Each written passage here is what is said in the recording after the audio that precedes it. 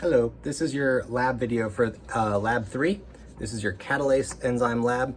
So it is this lab, and I would like to start the video by reminding you of the chemical reaction that you guys are going to run in this lab.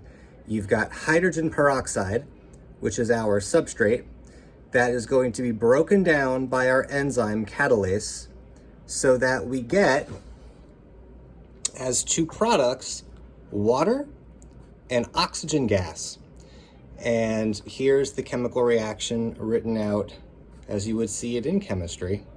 And to measure this reaction today, we're going to capture the amount of oxygen given off in this graduated cylinder. So your setup at your lab bench will look something like this. You will have a tray filled with water. There's water in here. And you've got a 50 milliliter graduated cylinder. In your green tray, you've got a variety of different items. You've got your substrate, your hydrogen peroxide. You will have a small 125 milliliter flask, which contains your Catalase solution. You've got, and our Catalase, by the way, is from yeast cells. So I went to the grocery store and got some that instant baking yeast and then put it in some water and gave it sugar. So that's what's in there. You've got two other graduated cylinders that you're going to use to measure your amount of Catalase. You've got the one that is labeled, you can see it there, it's labeled CAT for Catalase. And you have an associated pipette labeled C for Catalase that goes along with it. And you've got another one, a smaller one for the hydrogen peroxide. It's kind of hard to see on this one, but that's the letter H for hydrogen peroxide. And again, similarly, you have a pipette labeled H that you would use for that as well. All right. The larger of the two flasks is your reaction flask. It's the 250 milliliter, and that's where we're going to combine the substrate and our enzyme. So let me put you down. The first thing you guys are going to do, if you look on the back of the first page, so if you're on page 2, the pan is already filled with water. Your first task is going to be submerging the 50 milliliter graduated cylinder in water. So I'm gonna empty it out. And if you put it under the water, it'll bubble as the air comes out, and then you invert it like this. All right, and one person in your lab can go ahead and hold it like that. The second person is going to prepare the tube, because we are going to take our reaction flask, put our substrate and enzyme in here, cap it, so that when the oxygen is produced, it comes up out of the flask through this tube, and the end of the tube is going to be underneath and up inside the graduated cylinder. So I don't know if you can see it, but I've got the tube coming down in the water up under the flask inside the actual graduated cylinder. So as oxygen bubbles come out of here, we'll trap them, we'll collect them in the graduated cylinder up at the top, and then we'll use the markings along the side to measure the volume of gas. All right, and we're gonna use 5 millimeters of substrate.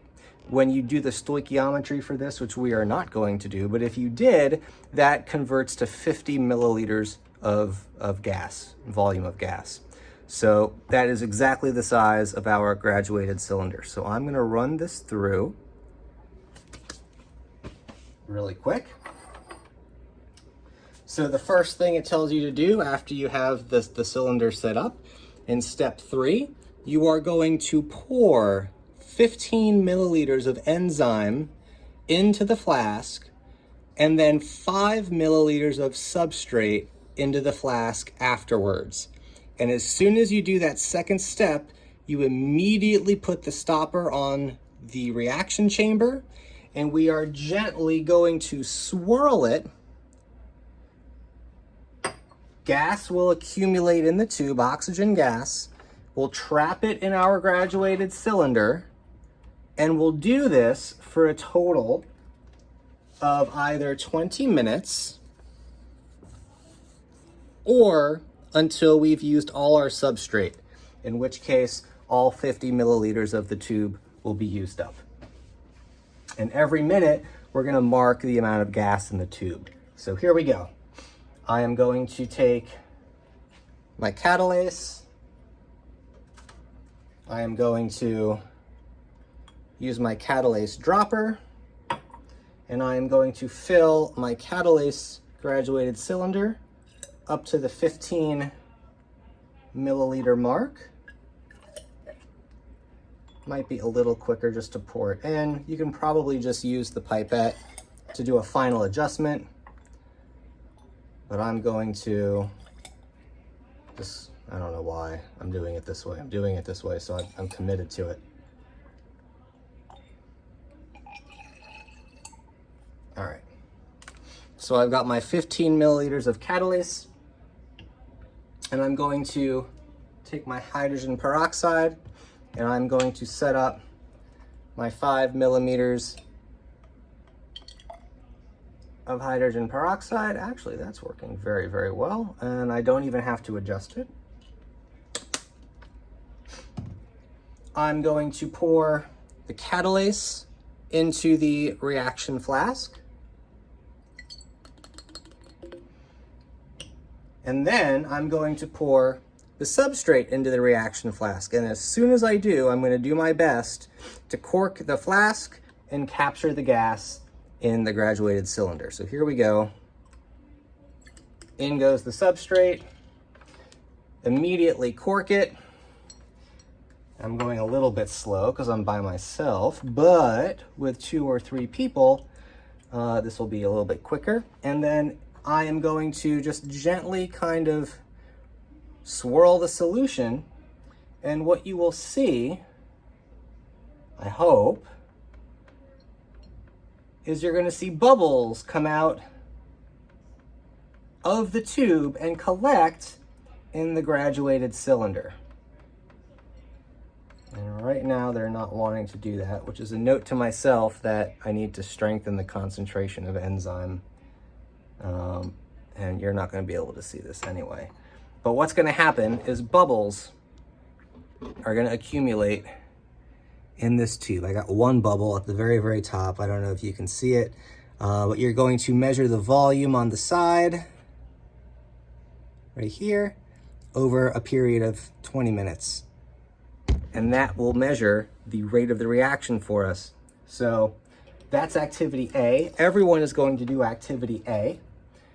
When you are done with activity A, you will split up into groups, and you are either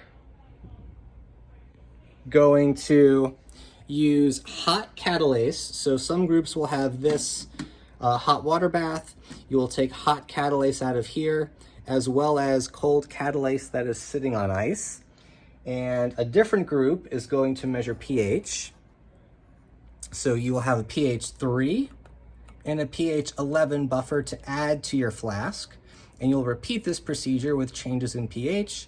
And then a third group is going to do this by changing the amount of substrate that is in the flask. Those are the 3 kind of experimental groups after we all do part A. So I hope this helped, and I will see you in the lab.